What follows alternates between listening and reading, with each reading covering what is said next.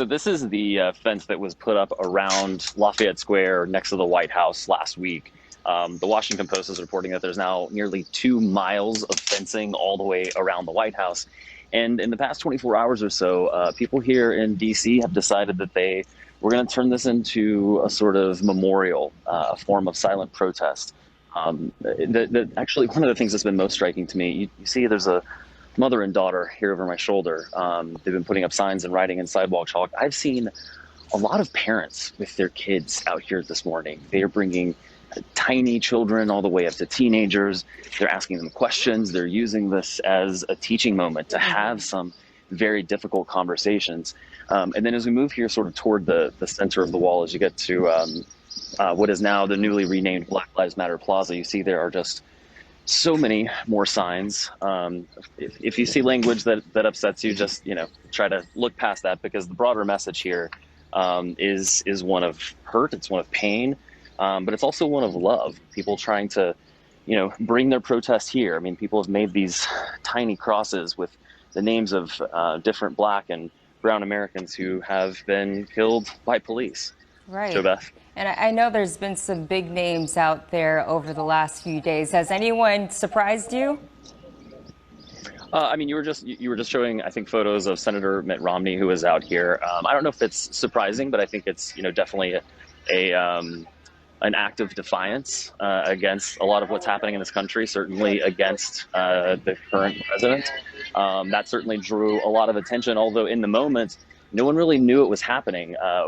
One reporter who caught up with Senator Romney when he was out here said that no one in the crowd really recognized him. He wasn't trying to draw attention to himself. It didn't seem like it was really about him. It seemed like it was much more just, about adding his voice to the protesters. Right. And I did see on your Instagram over the weekend that you were there, happening in the moment when they were painting on the street the Black Lives Matter, and they renamed that street. So take me to that moment. What were you feeling then? I got here Friday morning toward the end of the mural painting. And as a reporter, you're kind of in work mode a little bit. I wanted to walk over here and show you. You can see, trying to juggle everything, but you can see that's the sign that says Black Lives Matter Plaza. I'm going to walk over here to the actual painting. Right. A moment that really caught me, though, Jo Beth, was one of the artists who I just finished interviewing. She was saying, I can't wait to see how this looks from above. And it was like right on cue. Another one of the artists came over to her and she said, I just got down off the roof and I took this picture. And she showed her the picture and tears started welling up in her eyes. I think it was just, they've been out since 2 or 3 in the morning, Friday morning, painting it. Yeah. And that was the moment that caught me, that, she had invested so much in this work and she was really getting to see the finished product.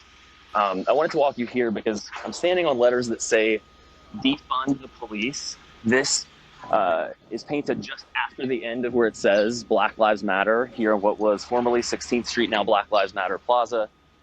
When the protesters added defund the police, one of the things they did was this was originally the flag of Washington, D.C., and they painted over these stars. So wow. The city of D.C. came out.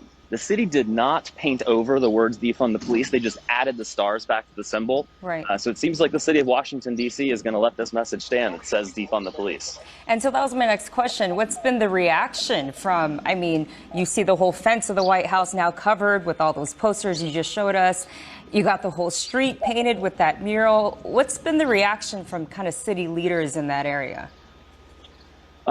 Clearly Mayor Muriel Bowser was wanting to make a statement by renaming this road where so many protests have happened, by renaming this Black Lives Matter Plaza. But I can tell you at least the local Black Lives Matter group here in Washington, D.C., they called that performative. They aren't a big fan of it, to be quite honest. They say that until the mayor is actually having a substantial conversation about actually taking funding away from Metropolitan Police and investing that in education, in community programs, they're just not interested in things like renaming a street.